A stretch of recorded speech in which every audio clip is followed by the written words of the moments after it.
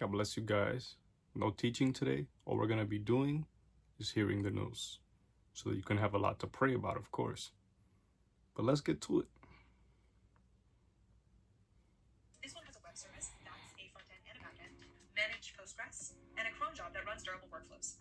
Here with some breaking news that we are following for you. This being reported by Reuters' very own Phil Stewart, putting this out on X, saying U.S. forces carry out strikes in southern Iran in self-defense. U.S. Central Command says U.S. strikes targeted missile launch sites in Iranian boats seeking to lay mines. U.S. Central Command says U.S. military will defend U.S. forces while using restraint during the ongoing ceasefire, Central Command says. So activity is brewing right now in the Middle East here, and this all comes as negotiations seem like they're going in a positive direction.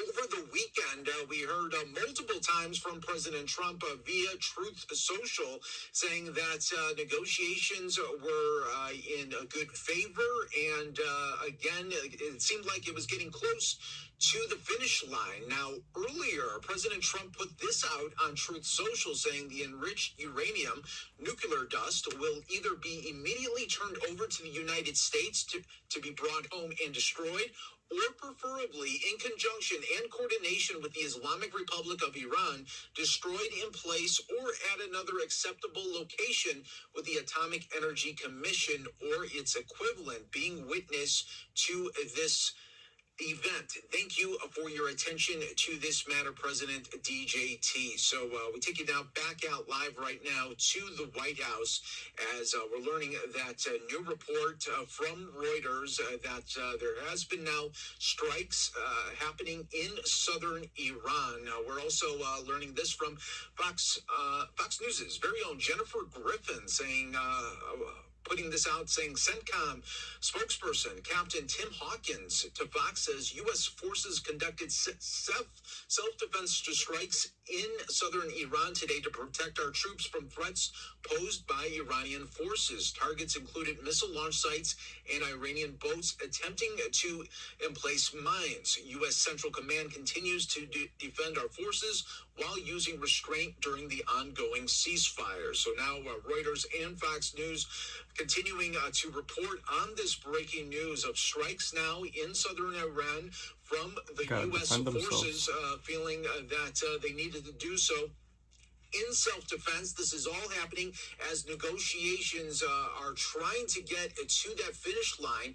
We'll continue to follow the very latest here for you on Live Now from Fox. But on this Memorial Day, learning that there is now some big activity going on in southern Iran from U.S. forces right now. We'll keep an eye on this major breaking story and update you throughout the evening as well. Let's take a 2-minute break, everyone. Oh, and happy Memorial Day.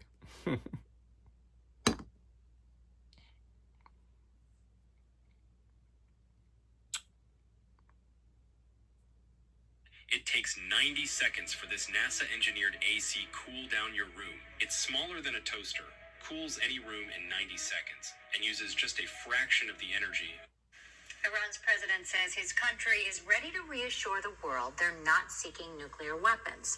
The reported deal, though, involves the end to the Israel-Hezbollah war in Lebanon, and in the past, Israeli Prime Minister Benjamin Netanyahu has been against any restrictions on his military actions. Joining us now to talk war in Lebanon, and in the past, Iran's president says his country is ready to reassure the world they're not seeking nuclear weapons.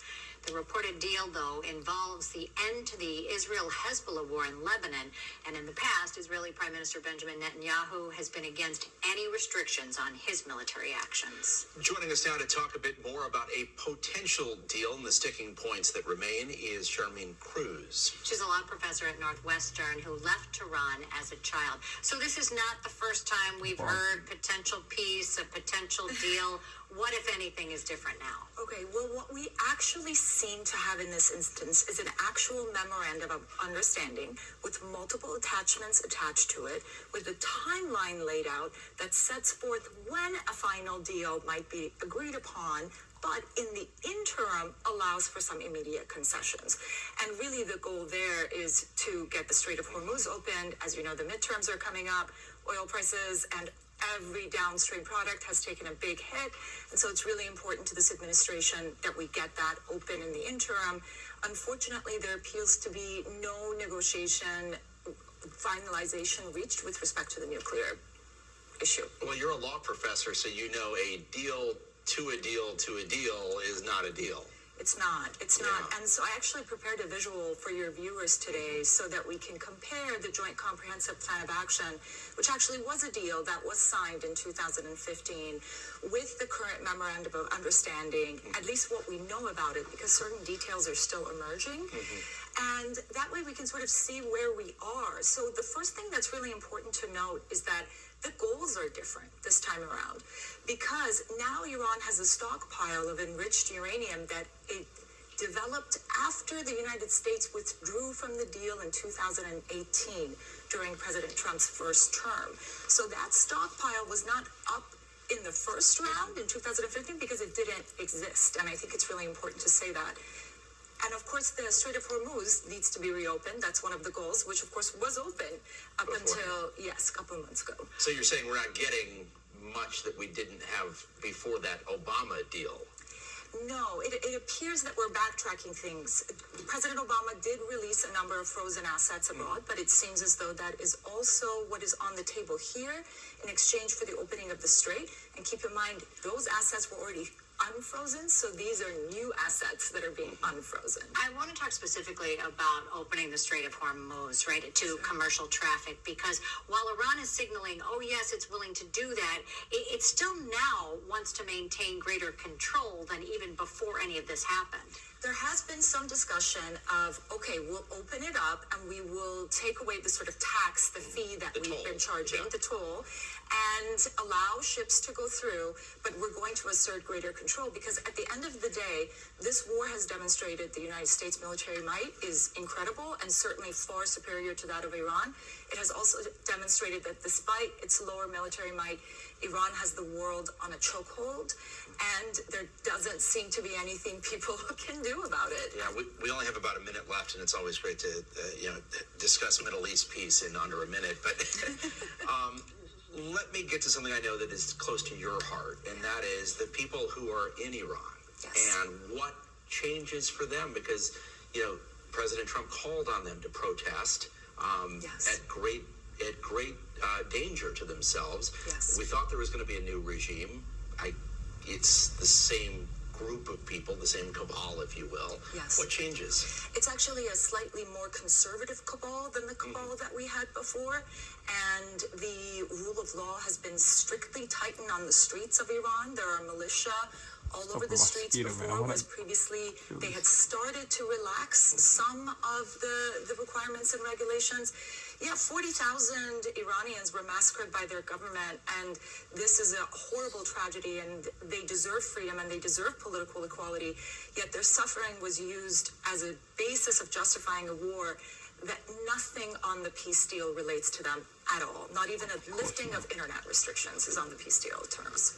Yeah, that is tragic for sure. Thank you so much for your insight. Thank you so much. Thank you for having me. I've been living New Moment and making sure my mom is a Of course not. part of it all. Thanks to Ultra Mobile Unlimited Talks Global Text and Here with some breaking news that we...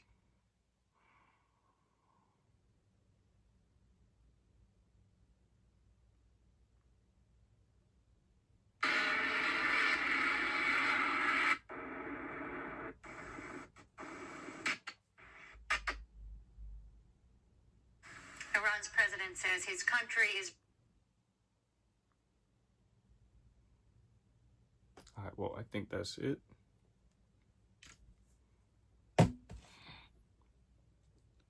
God bless you guys. Stay in tune and have a blessed night. God bless you guys. As I just finished that video, I was scrolling down to the first video that I did on YouTube, and it's now been 2 years that I've been doing this YouTube channel. So it's unbelievable what God has been doing. Unbelievable how I started and how I am now. And I know that God is just going to continue to do great things. I remember just getting no views on my channel, no likes on my channel, subscribers low, thinking that I wanted to relinquish, but unbelievable that now I'm seeing huge results. And this is just the beginning. I want to thank all of you guys that you have supported me with views, likes, and even sharing my content. God bless you all, because superior things are coming.